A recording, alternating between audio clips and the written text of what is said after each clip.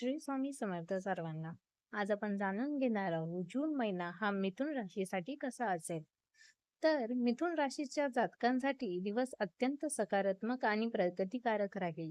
नवनवीन संधी मिळण्यासोबतच आर्थिक आघाडीवर हा काळ तुमच्यासाठी फायदेशीर ठरणार आहे. तर करिअर आणि व्यवसाय, कामात कौतुक, ऑफिसमध्ये वरिष्ठ अधिकारी तुमच्या कामावर खुश राहतील आणि तुम्हाला त्यांचे पूर्ण सहकार्य लाभेल. नवीन संधी, नोकरी बदलण्याचा विचार करत असाल तर या काळात नवीन आणि चांगल्या संधी चालून येतील. व्यवसायात वृद्धी, बिझनेस पार्टनर सोबत मिळून केलेले प्रयत्न यशस्वी होतील आणि व्यापार पुढे नेण्यात मदत होईल. आर्थिक स्थिती, धन लाभ, नवीन गुंतवणूक करण्यासाठी हा दिवस अतिशय उत्तम आहे, ज्यामुळे भविष्यात मोठा आर्थिक फायदा होईल. बँक बॅलन्स वाढेल. अडकलेले पैसे परत मिळण्याची शक्यता असून तुमची आर्थिक बाजू बळकट होईल. प्रेम आणि कौटुंबिक जीवनाबाबत, नात्यात गोडवा, प्रेम संबंधासाठी हा महिना अत्यंत उत्तम असून तुमच्या पार्टनर सोबत रोमॅन्स आणि जवळीक वाढेल. जोडीदाराची मनधरणी, जर तुमचा जीवनसाथी एखाद्या गोष्टीवरून नाराज असेल तर तर तुम्ही संवाद साधून त्याची नाराजी दूर करण्याचा प्रयत्न करा. संवादाचा प्रभाव, तुमची बोलण्याची पद्धत इतरांना प्रभावित करेल आणि कुटुंबात तुमचे मत गंभीरतेने घेतले जाईल. शिक्षण आणि आरोग्याबाबत, अभ्यासात प्रगती, उच्च शिक्षणाची तयारी करणाऱ्या विद्यार्थ्यांसाठी हा काळ अनुकूल असून त्यांचा आत्मविश्वास वाढेल. मानसिक शांतता, कामाच्या जबाबदाऱ्यांमुळे सुरुवातीला थोडा ताण जाणवेल, पण तुमच्या सुज्ञपणामुळे तुम्ही परिस्थिती सहज हाताळा. तर करिअर आणि आरोग्याविषयी बोलायचं ठरलं तर कामात स्पष्टता, बऱ्याच दिवसापासून करिअर बाबत असलेले संभ्रम दूर होऊन तुम्हाला योग्य दिशा मिळेल. वरिष्ठांचे सहकार्य, ऑफिसमध्ये तुमच्या कामाचे कौतुक होईल. तुमची कार्यक्षमता पाहून मोठी जबाबदारी आणि नवीन प्रोजेक्ट मिळू शकते.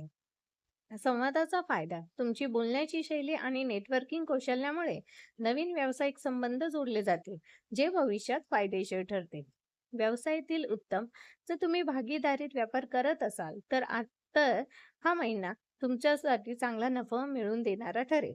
आरोग्य, आरोग्याच्या दृष्टीने हा महिना शारीरिक आणि मानसिक ऊर्जा वाढवणारा असेल. मानसिक शांतता, तुमचे मन अधिक एकाग्र आणि संघटित राहील, ज्यामुळे मानसिक थकवा आणि ताण कमी होईल. ऊर्जेचा स्तर, शारीरिक ऊर्जा चांगली राहील तरीही कामाच्या व्यस्ततेमुळे स्वतःकडे दुर्लक्ष करू नका. काळजी घ्या. डोळ्यांना जास्त ताण देणे टाळा आणि वेळेवर जेवण व पुरेशी झोप घ्या. आणि सर्वात महत्त्वाचा सल्ला म्हणजे दिवसाची सुरुवात हलका व्यायाम किंवा योगासनाने केल्यास संपूर्ण दिवस उत्साही जाईल. तर तुम्हाला काय स्वामी सेवा करायची आहे? मिथुन राशीच्या जातकांसाठी करिअर आणि आरोग्यामध्ये सकारात्मक बदल घडवून आणण्यासाठी श्री स्वामी समर्थ महाराजांची तुम्ही पुढील प्रमाणे सेवा करायची आहे. तर मिथुन राशीचा स्वामी बुध आहे. स्वामी सेवेमुळे बुद्धी तीक्ष्ण होते आणि कामातील अडथळे दूर होतात. तसेच मानसिक शांतताही लाभते. 7 जून रोजी करायची विशेष स्वामी सेवा म्हणजे मंत्र जप. श्री स्वामी समर्थ या षडाक्षरी मंत्राचा किमान 3 माळी जप करावा. यामुळे मानसिक ताण कमी होतो. तारक मंत्राचं वाचन सकाळी किंवा संध्याकाळी किमान 3 वेळा स्वामी तारक मंत्र आवर्जून वाचावा. हा मंत्र आरोग्याचे रक्षण करतो आणि नकारात्मक ऊर्जा दूर ठेवतो. स्वामी चरित्र सारामृत, वेळ असल्यास स्वामी चरित्र सारामृताच्या 11व्या आणि 15व्या अध्यायाचे वाचन करावे. यामुळे करिअर मधील अडचणी आणि नोकरी व्यवसायातील अडथळे दूर होतात. आरोग्यासाठी आणि करिअरसाठी विशेष उपाय म्हणजे, आरोग्यासाठी स्वामींच्या प्रतिमेसमोर किंवा मूर्तीसमोर एका वाटीत पाणी ठेवा व वर दिलेली सेवा पूर्ण झाल्यावर ते पाणी स्वामी प्रसाद म्हणून प्राशन करावे. यामुळे शारीरिक व्याधी कमी होण्यास मदत होते. करिअर आणि प्रगतीसाठी सेवेच्या शेवटी स्वामींना प्रार्थना करताना तुमच्या मनातील कामाची इच्छा किंवा अडकलेले काम पूर्ण होण्यासाठी प्रार्थना करा आणि पिवळे किंवा पांढरे फूल अर्पण करा. तर स्वामींचा तारक मंत्र आणि मंत्राचे जपाचे नियम. तर स्वामी मंत्र जपाचे नियम असे आहेत. आसन आणि दिशा, जप करताना जमिनीवर स्वच्छ आसन घ्यावे. तुमचे तोंड पूर्व किंवा उत्तर दिशेला असावे. माळ कोणती वापरावी? स्वामी जपासाठी तुळशीची किंवा रुद्राक्षाची माळ वापरणे अत्यंत उत्तम मानले जाते. जप करण्याची पद्धत, जप करताना माळ उजव्या हाताच्या मधल्या बोटावर ठेवावी. अंगठ्याने मणी मागे ओढावा. तर्जनी माळेला लावू नये.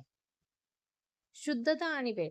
सेवा सुरू करण्यापूर्वी हात-पाय स्वच्छ धुवावेत. जप नेहमी सकाळी सूर्योदयानंतर किंवा संध्याकाळी दिवे लागण्याच्या वेळी शांत जागी बसून करावा. एकाग्रता. जप करताना मनात इतर विचार आणू नका. स्वामींच्या मूर्तीवर किंवा प्रतिमेवर आपले लक्ष केंद्रित करण्याचा प्रयत्न करा. श्री स्वामी समर्थ.